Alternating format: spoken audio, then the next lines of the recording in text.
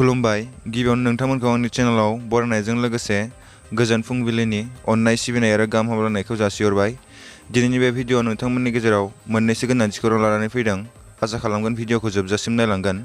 दिनैनि गिबि खौराङानो जादों बर' हारिनि थाखाय गावनि जिउखौ बाउसोमनानै खामानि मावबोनाय, हारिनि थाखाय नांनानै जोबथेसालियाव जिउ खुंनांनाय NDFBनि गायसनगिरि आफादगिरि बिथांखौ जोंनि हारिनि माखासे मेलेमजिबि समाज सिबियारि बिथांमोना रन्जय दैमारी बिथांखौ उदां खालामनांगौनि गाबोन हादोरगिरि रामनाथ क'विंद बिथांनो आर'जलाइ होजागोन नामा?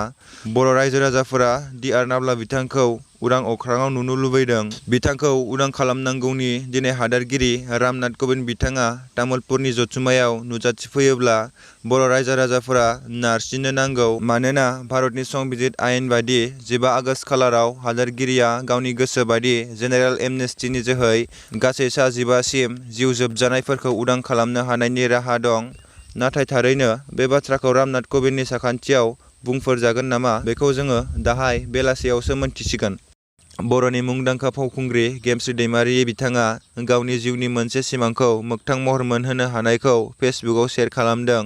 मुंदांखा फावखुंग्रि gemsri दैमारीया फोरमायनाय बादिब्ला गावनि जोनोमगिरि बिमा-बिफाखौ फ्लाइटआव गावनि गोसोजों दैखोना गोजानाव लांनो बेसेबा गेदेर मिजिं दंमोन। बिमा-बिफाजों गावबो जयैनो हिमाचलनि सिमलियाव गावबो जयैनो रौना होलांबाय। लोगोसे बिथाङा बुंथिबावदों दि रायजो राजाफोरनि अननाय आरो हेफाजाबजोंसो दिनै बे खामानिखौ मावनो हादों होनना फोरमायनायजों लोगोसे रायजो राजाफोरनिसिमबो साबायखर बावहरदों। आसाम रायजोआव आसाम केबिनेटनो गोदानै आरोबाव गंब्रै मेडिकेल कलेज एन्ड हस्पिटालखौ लुफुंनो थाखाय बिथोन हरदों।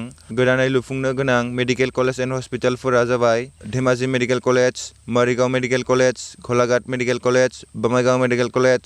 बेफोर मेडिकेल कलेजफोरखौ लुफुंनो थाखाय सरकारा 2,000 कौटि खरसा खालामनो नांगोन होनना खौराङाव फोसावदों। बर' थुनलाइ आफादनि 61थि बोसोरसालि जथुम्माया सानथामनि मोनसे मेहेरगोनां हाबाफारिजों देग्लाय 2, 3 आरो 4 इं 2022 खालाराव तामुलपुर जिल्लानि बेन्दोंआव थानाय गोजोन फोथार कुसुबारियाव मेहेरगोनाङै खुंफुंजागासिनो दङ।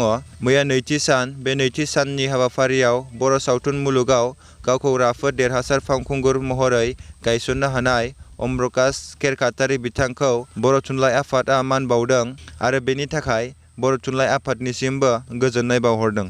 दिनैनि भिडिअ'आ एसेनोसै। लोगो मोनबावगोन गाबोननि गुबुन मोनसे गोनांथि खौरांजों।